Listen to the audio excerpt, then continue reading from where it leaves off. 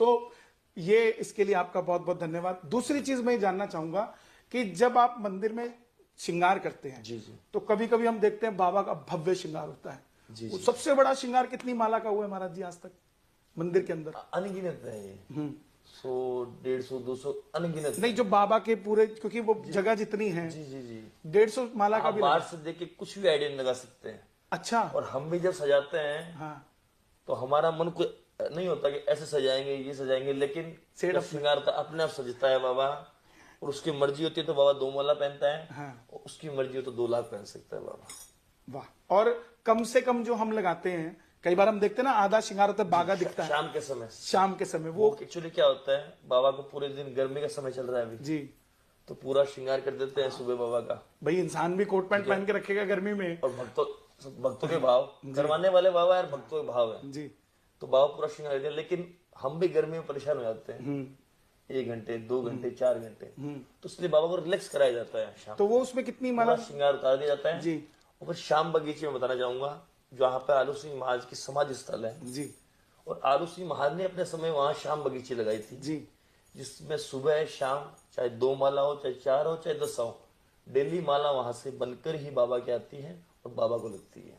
तो शाम का श्रृंगार देखते हैं मोगरे का, गुलाब का, जी जी जी। वो शाम बगीचे का होता है। सुबह भी आता है और शाम को भी आता है। देखो, फूल मंगा लो चाहे चाइना से, फूल मंगा लो चाहे लंदन से, चाहे फूल मंगा लो कहीं से भी, लेकिन बाबा का जो खाटू में श्रृंगार होता है और शाम बगीचे की जो महत्वता है, आज महाराज जी ने कितनी बड़ी हम सबको आज आंखें खोली है हमारी कि बाबा के प्रतिदिन उस बगीचे से फूल आना ही आना है। और मोगरे का और गुलाब का, राजस्थान जैसी धरती पे महाराज जी कितना बड़ा चमत्कार है ये कि बाबा का फूल निकलेगा ही निकलेगा बाबा के माला के लिए। और कम से कम 6-8 माला लगी कभी प्रतिदिन, सुबह भी शाम भी। तो ये भी एक लोगों के लिए अच्छी जानकारी है कि अगर आपके पास 51 माला का श्रृंगार नहीं है, हाँ बिल्कुल, तो आप 6 माला का श्रृंगार भी करके बाबा को खुश कर सकते हो।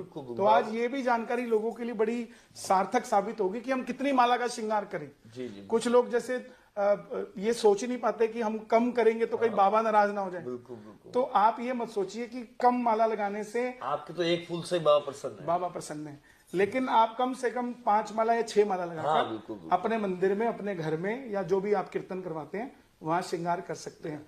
आज हमारे 2 प्रश्न बहुत बड़े लोगों के लिए ये क्लियर हो गए। और तीसरा सबसे बड़ा प्रश्न है मेरा कि बाबा की सेवा आपका परिवार कितने सालों से कर रहा है और बाबा कैसे प्रगटे खाटू में और किस तरीके से ये मंदिर बना?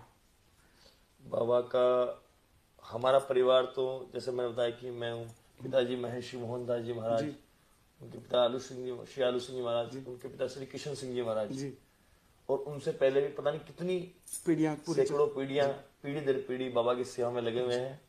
और जब से बाबा खाटू धाम में शाम कुंड में प्रकट हुए हैं और जब से बाबा मंदिर के अंदर विराजमान हुए हैं, तभी से पीढ़ी दर पीढ़ी हमारा परिवार ही बाबा की सेवा पूजा अर्चना कर रहा है। तो महाराज जी, शाम कुंड के लिए भी मैं चाहूंगा आप लोगों की आंखों को खोलें, थोड़ा सा पर्दा हटाएं, उसकी स्वच्छता को लेकर और उसकी मर्यादा को लेकर। और सबसे बड़ी बात है, कुछ लोगों ने, शरारती तत्वों ने उसको लेक समझ लिया है, उसमें नहाने धोने का वो एक जरिया समझ लिया है, लेकिन वो एक पावन पवित्र स्थल है जहां से बाबा प्रगटे हैं।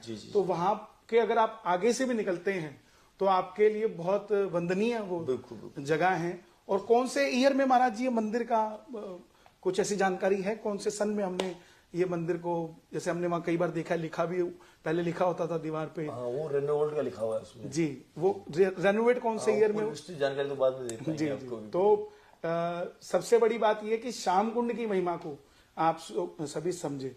और एक सबसे बड़ा प्रश्न आज के समय का है कि कई वीडियोस में देखता हूं, क्योंकि हम तो जुड़े हुए कितने सालों से, एक नारियल पे पीला कपड़ा बांध लेना और उसके ऊपर 11 रुपए बांध देना, और उसके बाद अर्जी के लिए उस नारियल को, मैंने देखा, अभी मैंने एक लेटेस्ट वीडियो देखा कि थाल के अंदर सैकड़ों नारियल रख के मैं अर्जियां लेके जा रहा हूं।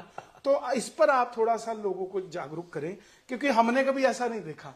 खाटू धाम एकमात्र ऐसा स्थान है जहां धागा भी बांधने की जरूरत हमने कभी देखी नहीं और कभी बांधा नहीं। आपका सवाल आपके उसी सवाल में छुपा हुआ है अनुपम छवि श्री श्याम की दर्शन दर्शन से से कल्याण। क्योंकि हमने कभी धागा नहीं ये बांधा। बहुत बड़ी बात आलोक सिंह माने लिखी और गाई है। हाँ सब गाते हैं लेकिन समझता कोई नहीं इसको। कोई कहता नहीं बाबा श्रृंगार चढ़ा देंगे, कोई कहता नहीं छप्पन भोग चढ़ा देंगे, कोई कहते क्या करा देंगे, कोई कहते क्या करा देंगे जी। लेकिन यहाँ तो कुछ दरकार ही नहीं है, दर्शन से कल्याण। दर्शन से खाटू धाम में आप जाओ तो कोई धागा, कोई मोली, कोई नारियल, किसी तरीके ये का हमारी आस्था होती है। चलो हम एक माला पहनानी है बाबा को, एक फूल ले जाना है, एक नारियल चढ़ाना है, आधा किलो मिठाई का डब्बा लगाना है, भोग लगाना, ये हमारी श्रद्धा है। अर्जी तो नहीं है ना? नहीं अर्जी कुछ नहीं है, है ना? अर्जी तो आप सामने प्रकट हो गए, लखदातार कहते हैं बाबा को। हाँ विश्व में एकमात्र देव है जिससे हम लखदातार कहते हैं। वाह वाह, बोल हारे का लखदाता सहारा की। क्यों कहते हैं कि हारे को जिताता है। जी जी जी जी लखदातार क्यों कहते हैं सबको पता नहीं है आजकल। जी। लखदातार इसलिए कहा जाता है जब आप दरबार में गए ना, उसके सामने पेश हो गए तो उसने आपके भाव को लख लिया। वाह। लख लख कर देता है, ऐसा लग जाता है। तो मैं पुनः आज और आइए मंदिर की बारे जानकारी चल रही है तो एक कार्तिक की एकादशी आहा बाबा का फागुन में मेला भरता है। यही मैं आगे उसी पे आ रहा हूँ हाँ, कि फागुन के मेले में हमें ये